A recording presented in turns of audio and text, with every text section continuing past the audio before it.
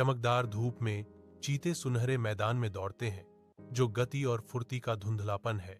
रोमांचक दौड़ के बीच चेज अपनी निगाहें शांत आकाश की ओर उठाता है, बादलों के नृत्य और पक्षियों की उड़ान से मोहित। जबकि उसके दोस्त आलस्य को महसूस करते हैं। चेस को प्रकृति के साधारण आश्चर्यों में गहरा आनंद मिलता है, जो प्रतिस्पर्धी दौड़ से बहुत दूर है।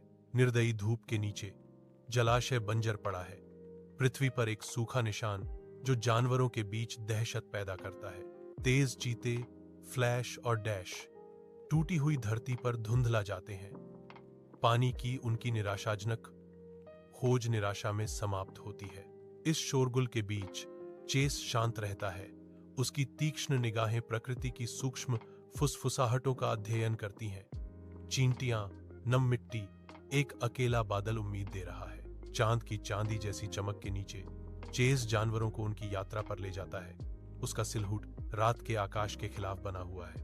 वह अपने पसंदीदा तारे की ओर इशारा करता है, उन्हें छिपे हुए जलाशय की ओर ले जाता है, ताजा साफ पानी का वादा करता है। फ्लैश और डैश चेस के पास जाते हैं। उनकी आंखों में हार्दिक आभार झलकता है। धन्यवाद चेस, फ्लैश कहते हैं।